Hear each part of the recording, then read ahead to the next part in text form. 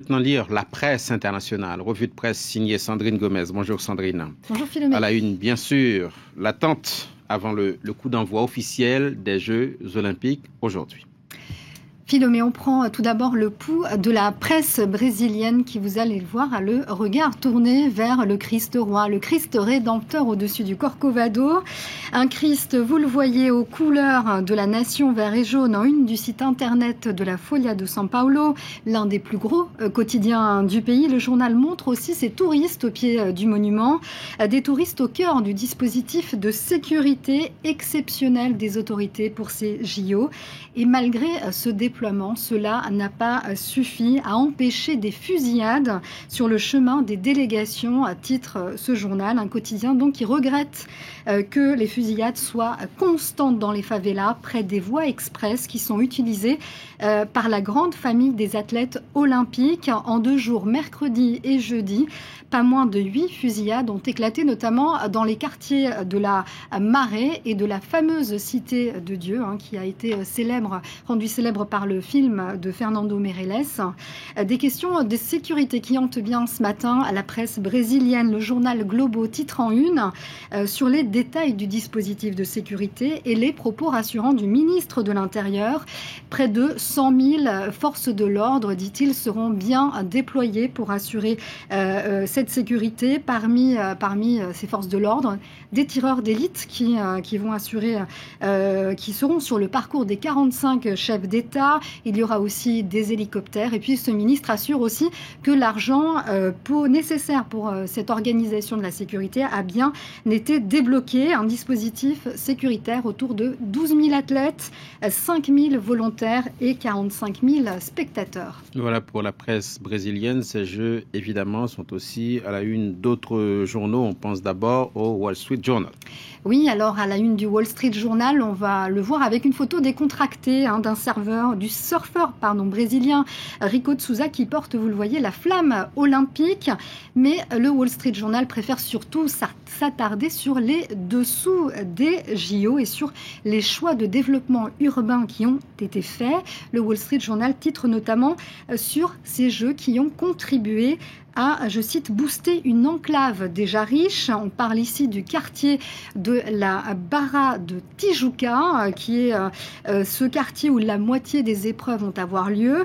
Le journal déplore que des milliards de dollars aient été versés par les autorités, par les promoteurs immobiliers et par les constructeurs dans ce quartier déjà favorisé.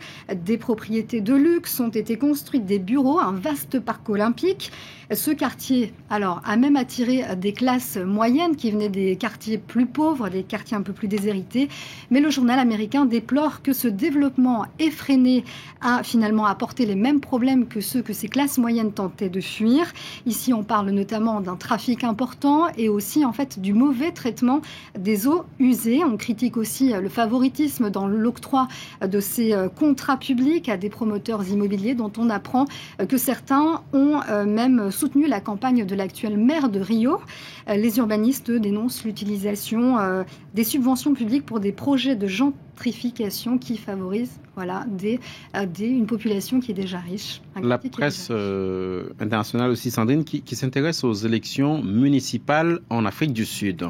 Oui, on s'intéresse maintenant à la presse sud-africaine. Vous allez voir les gros titres de cette presse.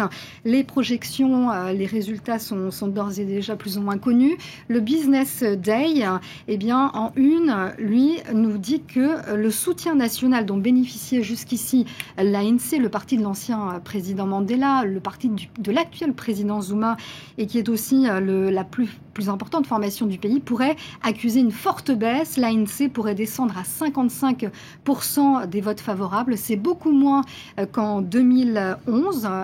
Le parti avait alors totalisé 61,9% des voix. Une telle chute serait un énorme revers, décrypte ce quotidien. Et pour un autre journal, cette fois le Die Burger, l'ANC prend des coups. C'est le titre, vous allez le voir en une, un titre en Afrikaans qui est une variante du néerlandais. En effet, donc à l'issue de ces municipales, l'ANC pourrait perdre la mairie de Johannesburg et la mairie aussi de Pretoria. La suprématie de l'ANC serait donc menacée dans ces grandes métropoles.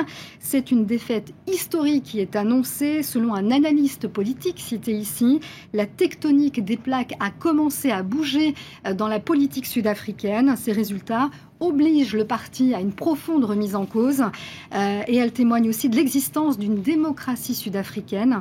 Voilà. Rapidement, une success story improbable au guide Michelin. Oui, c'est le China Daily, pour finir, qui met à l'honneur un boui-boui qui vient d'être classé au célèbre guide Michelin, le célèbre guide français. Il vient de recevoir sa première étoile. Le patron est depuis devenu une star. Alors, ce petit boui-boui se situe dans un centre de restauration de Singapour. Il propose des soupes, des vermicelles sautées, des poulets laqués au soja. Un petit boui-boui qui ne paye pas de mine, mais depuis, évidemment, tout le monde est débordé. Les files d'attente s'allongent et il faut attendre parfois plusieurs heures maintenant pour être servi. Merci Sandrine Gomez, c'était la revue de presse internationale.